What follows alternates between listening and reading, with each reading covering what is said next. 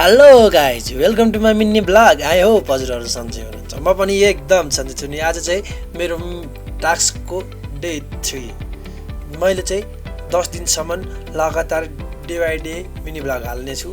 त्योसम्म चाहिँ कतिसम्मको प्रगति हुन्छ त्यति बेलासम्म हेर्दै जाउँ। अनि म चाहिँ भनेको पसलमा भाडा धुने सामान लिनु हिँडेको होइन।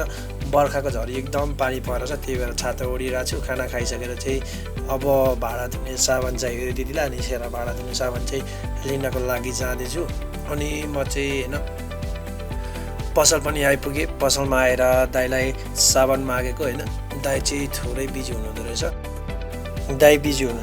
दाइलाई चाहिँ मैले साबुन मागेँ अनि दाइले मलाई साबुन दिनुभयो होइन। साबुन दिइसकेपछि चाहिँ म चाहिँ साबुन लिएर घर गएँ। घर जाने क्रममा बाटोमा हेरेँ साबुन चाहिँ 20 रुपियाँको साबुन होइन, यत्रो पाइने रहेछ। अनि त्यसपछि मैले चाहिँ साबुन लिएर घर जाँदै थिएँ। बाटोमा छाता खोल्ने त चान्सै छैन कि पानी धेरै परेको छ। तपाईँहरूकोतिर कस्तो परेको छ यसो सुझाव सल्लाह दिनु होला होइन। अनि सतर्कतापूर्वक रहनु होला भन्न चाहन्छु। हाम्रोतिर चाहिँ बाटो भनेको एकदम पिच गरेको तर खत्तम छ क्या। पिच गरेको त्यो उक्किएको छ अनि बाटो उक्किएको छ। अनिखेर मेरो चाहिँ घर जाने बाटो थोरै साँघुरो छ। त्यहाँदेखि बाटो गालो चढ्नुपर्छ। यस्तो चिप्लो बाटो छ। चिप्लो बाटोमा चाहिँ लडिन्छ। तपाईँहरू चाहिँ सतर्कतापूर्वक हिँडिदिनु होला घर जाने बाटो यस्तो छ भनेदेखि। अनि म चाहिँ फाइनल्ली घर पनि पुगिसकेँ। घरमा गएर मैले दिदीलाई साबुन दिएँ होइन। साबुन दिइसकेपछि चाहिँ अनि मैले चाहिँ खाना खाइसकेर मैले ब्रस पनि गरेको थिइनँ। खाना खाएर ब्रस गर्नुपर्छ तपाईँहरूले। अनि खाना खाइसकेर गएर मैले चाहिँ दाँत फटाफट लाएर दाँत माझिसकेँ। दाँत माझिसकेपछि चाहिँ मैले अनि भाइकोमा मलाई मम्मीले मल लिन जा भन्नुभएको थियो।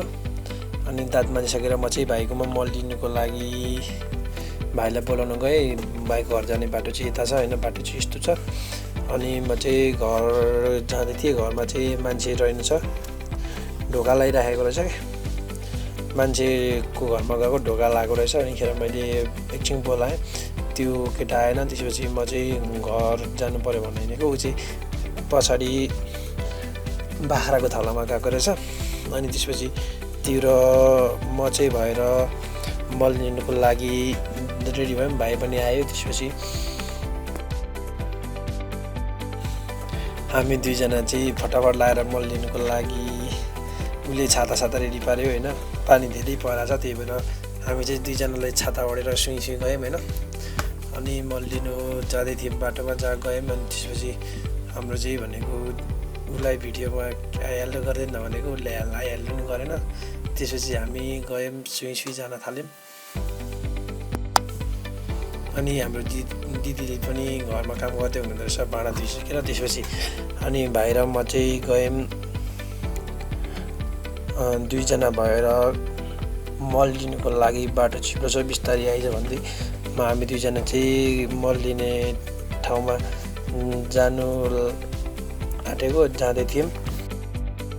अनि म चाहिँ फाइनल्ली मल लिने ठाउँमा पुगिसकेँ होइन। मल लिने ठाउँमा चाहिँ धेरै भिड रहेछ। सबैले आफ्नो नाम टिपाउनको लागि तयारी रहेछन्।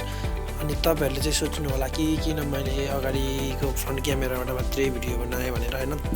मेरो अगाडिको क्यामेरा चाहिँ एकदम ठिक छ तर पछाडिको चाहिँ खत्तम छ कि एकदम खत्तम। मान्छे सान्छे नचिने के नचिने छ, त्यही भए पनि बनाउनु परिहाल्यो होइन। अनि यहाँ काले भाइ रहेछ। अनिखेर काले भाइलाई चाहिँ यसो हाइहाल्लो गरिदियो न त भनेको उता गयो। अनि त्यसपछि फेरि बोलाएर आइजन गरिदियो भनेर भनेको। अनिखेर उसले चाहिँ हेलो सबैले चाहिँ उहाँको भिडियो लाइक कमेन्ट सब्सक्राइब गरिदिनु होला भन्दैछ होइन। अनि त्यति भन्दै म चाहिँ आफ्नो नाम टिपाउनुको लागि गइहालेँ। अनि त्यहाँ भट्टाभट नाम टिपाइसकेपछि चाहिँ यहाँ भाइहरू त्यहाँ केटाहरू थियो, केटाहरूसँग पनि हाइहाल्नु गरेँ होइन। अनि नाम टिपाउनु गएको भिडियो छ। अनिखेर मैले चाहिँ नाम टिपाइसकेर पनि घर आएँ होइन। अनि घर आइसकेर मैले मल ल्याएँ। आएर नुहाइसकेर चाहिँ के अरे खाजा खाने रे। अनिखेर दिदीले चाउमिन लिनको लागि चाहिँ मलाई पठायो होइन। अनि चाउमिन ल्याएर खानु पऱ्यो भनेर यसो गइदिएको होइन। यसो गर्मी थियो कि अनिखेर नुहाइदिएको होइन। थोरै लुगाहरू पनि पोहोर भयो, धुइदिएँ। अनि त्यसपछि नुहाइसकेर गएँ दाइको क्याफे चाहिँ म चाहिँ आफ्नै दाइको क्याफेमा जान्छु कि त्यहाँ चाहिँ भनेको अहिले भर्खर बनाएको छ। अनि त्यहाँको लोकेसन चाहिँ म इनबक्समा राखिदिन्छु भन्दा पनि तल डिस्क्रिप्सनमा राखिदिन्छु, त्यहाँ हेर्नु होला। त्यसपछि यतिखेर म चाहिँ गएँ होइन। क्याफे चाहिँ यस्तो छ होइन, टक्क लाएर यता बस्ने सिटहरू यस्तो छ होइन। अनि यतापट्टि पनि यस्तो बुकहरू राख्ने ठाउँ सबै खतरा छ होइन। अनि म चाहिँ गएँ, अनि भित्र दाइले चाहिँ हाम्रै लागि भनेर बनाउनु भएको रहेछ। अनि बनाउन रेडी हुनुहुँदो रहेछ। अनि यहाँनिर गएर भर्खर पेन तताउनु भएको रहेछ। त्यहाँ गएर अनि म चाहिँ एकछिन हेरेँ त्यता यता बनाउनु। अनि दाइले भट्टाभट लाएर होइन बनाउन थालिहाल्नुभयो होइन। सबै हाल्नुभयो, चाउमिन हाल्नुभयो होइन। अनि मैले पनि एकछिन हेर्थेँ कसरी बनाउनु हुन्छ, के गर्नुहुन्छ भनेर होइन। अनि तपाईँहरूलाई चाहिँ नि यस्तोहरू सामानहरू चाहिएको छ भने मोमो, चाउमिनहरू होइन, ओखलढुङ्गाभरि चाहिँ होम डेलिभरी हुन्छ होइन। डेलिभरीको सुविधा नै चाहिन्छ भनेदेखि चाहिँ आउनु सक्नुहुन्छ होइन। डेलिभरीहरू पनि छ, डेलिभरीको पाइन्छ। दाइले यस्तो मिठो बनाउनु भयो होइन। अनि त्यसपछि चाहिँ यहाँनिर दाइलाई चाहिँ मैले जिस्काउँदै भए पनि दाइले चाहिँ हाम्रो लागि चाउमिन रेडी गरिसकेपछि चाहिँ म चाहिँ होइन चाउमिन लिएर पनि घर गएँ। घर गइसकेपछि चाहिँ त्यहाँ मलाई जिस्काउँदै थियो भगवतीले। अनिखेर चाउमिन 2 प्लेट ल्याएँ। 2 प्लेट ल्याइसकेपछि चाहिँ घर जाने बाटो त उस्तै हो, तपाईँहरूलाई थाहा नै छ होइन। चिप्लो बाटो छ। त्यही भएर चाहिँ मैले त्यहाँ पनि बिस्तारी गएँ होइन। अनि बिस्तारी गएँ। तपाईँहरूलाई त थाहा नै होला, बर्खाको समयमा बाटो यस्तो खराब हुन्छ। अनि म चाहिँ घर आइपुगेँ। घर आएर चाहिँ दिदीलाई मैले बोलाएँ। अनिखेर दिदीले थालहरू लिएर आयो। अनि त्यसपछि मैले दिदीलाई दिएँ। अनिखेर दिदी लिएर मैले चाहिँ गम पारेर खाना रेडी गरेँ होइन। अनि मैले चाहिँ यहाँनिर फोन स्ट्यान्ड राखेँ। त्यसपछि दिदी लिएर मैले भएर चाहिँ भट्टाबाट लाएर चाउमिन खान थालेँ होइन। दिदीलाई पनि मिठो लाग्यो अरे होइन। त्यसपछि अनि दिदी लिएर मैले भएर चाहिँ सस हालिसकेपछि चाहिँ चाउमिन पनि खान थाल्यौँ होइन। मेरो फोनको क्यामेरा चाहिँ यस्तो नराम्रो छैन। यस्तो नराम्रो भयो भने मैले 10 दिनको च्यालेन्ज लिइहालेँ होइन।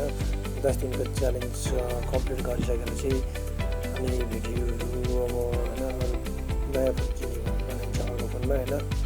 दसैँपछि हामीले चाहिँ खाजा पनि खाएर भ्याइसकेँ र म चाहिँ दिदीको स्कुटर निकालिदिनुको लागि हिँडेको। अनिखेर दिदी चाहिँ कपडा लगाउनु हुँदै अनि उहाँको स्कुटर निकालिदिनु पऱ्यो भनेर हिँडेको।